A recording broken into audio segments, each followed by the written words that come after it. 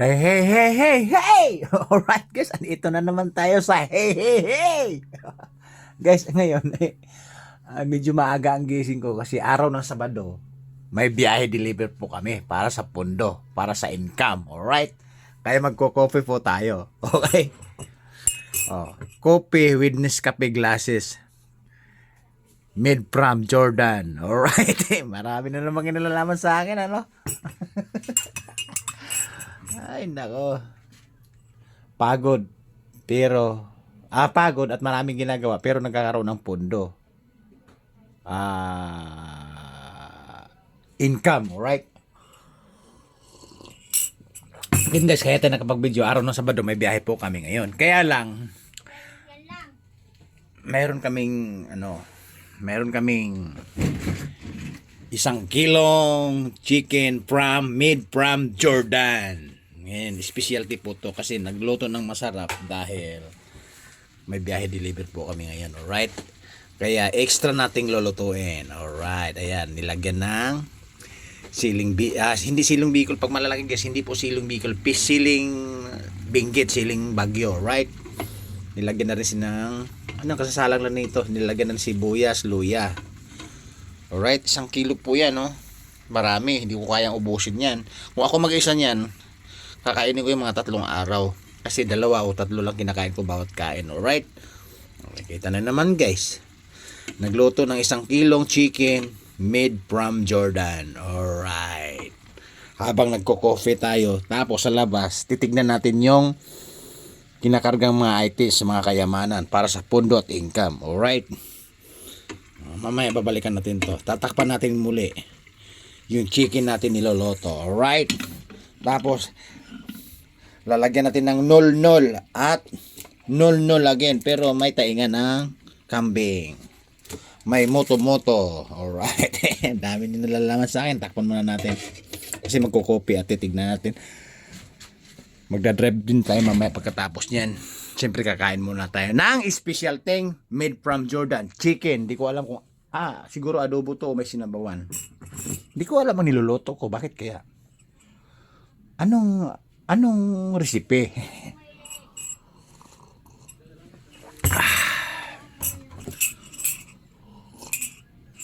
Alright guys, tingnan natin yung kayamanan o items na kinakarga namin. Kasi sa araw ng Sabado ngayon may biyahe deliver, right?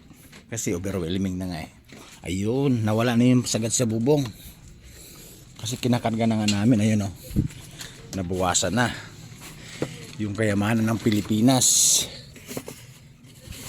Ayun, pupunuin yung malaking kahon na yun. Wala, sira yung kahon. Ito. Masaan? Tuhod mo na. Sira yan, hindi pwede, sira na oh. Ayun guys. Ayun guys, puno na yung trolley. Papatungan na lang ng kwadra-kwadradrong kahon na maliliit yung laman. Ito, hindi pa yata nabumbahan to. Kulang sa bomba to, ha? Binambahan ko na yun eh. Ayun, binambahan ko yun na Dito. Tigas na kanina po ta. Hindi, ito. Side wheel niyan kasi pag napuno yan, dahil pa yan. Mabubuhan natin yan. Right guys, pinupuno na yung hunda-hundahan na kondisyon pa sa may-ari kasi nga bagong gawa yung hub nun. Mahal yung hub nun, pure bakal, ginagamit sa Habal-Habal o Skylab, parting Mindanao, Visayas, alright. Kaya kondisyon na po yan. Ito naman mapupuno na yung trolley namin. Meron naman tong tonelada pag pinagsama lahat. Alright. Ayan o. Guys, nanibago ko sa trolley namin. Diba dati kulay dilaw po yan. Ngayon nagkulay green na po siya dahil may bagong hindi sa bagong pintura. Kaya pininturahan po siya. Kaya tingnan mo yung ilalim di guys. Yung sasasi sa ilalim, yung molly, kulay dilaw. Kaya naging kulay green guys kasi nga nag-additional nga ng tibay dito sa harap. Ayan o. Nilagyan ng tibay para tumibay ng husto para iwas disgrasya. Kaya yun guys, may sapit po siya na angle bar. Ano yan, kabilaan po siya, pang ilalim, ibabaw, gilid. Tapos ito ina-additional ng suporta ito. Tapos ito sa gitna magkatabi. Tapos sa right side, ayun, ito dinugtong. Ito sa gitna na. Ang dinugtong to isa, Dalawa at saka sa gitna ito at saka ito yung right at saka side dinagdagan kabilaan na ganun sa Gilbert.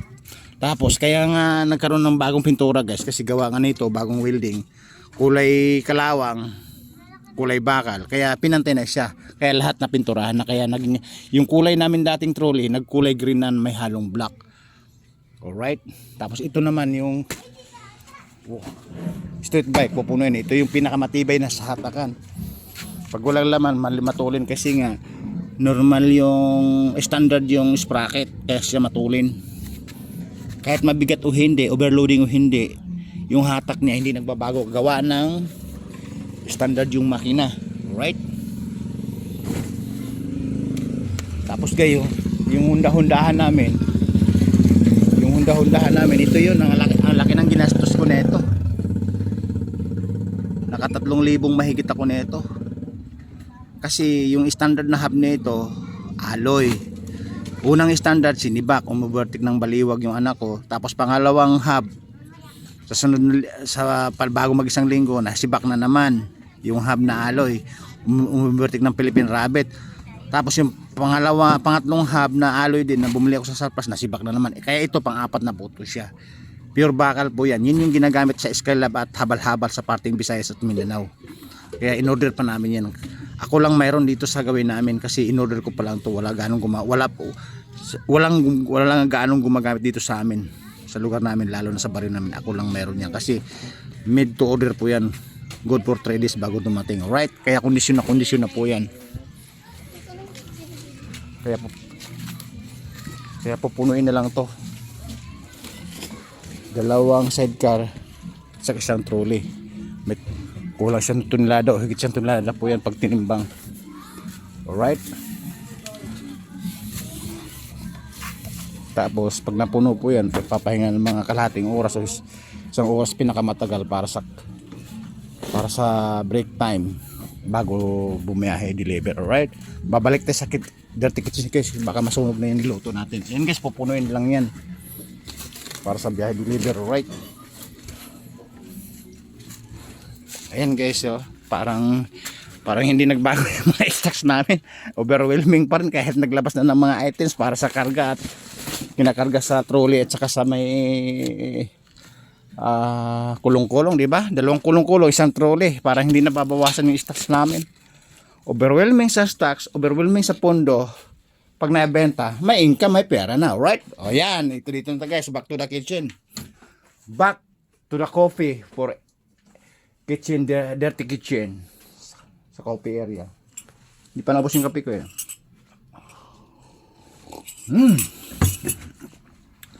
Yan, matagal mag-brownies.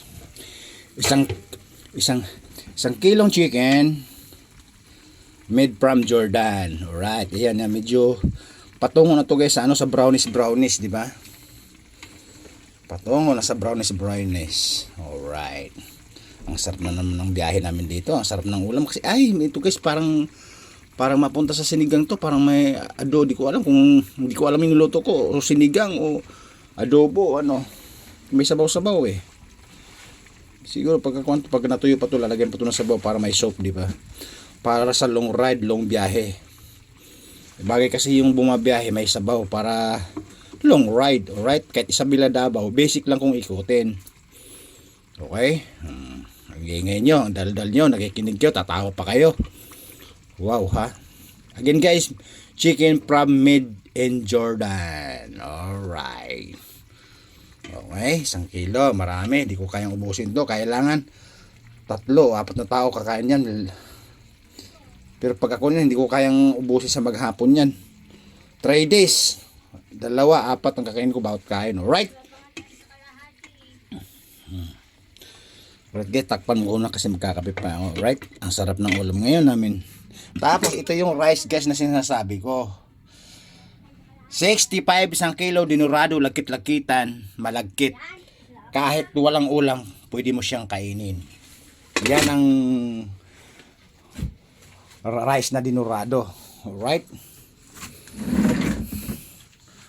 Alright guys, bababa ko muna. Dahil pawisan na ako. Mag-aayos pa ako ng items, magdadrive pa ako mamaya. Babu! Woo!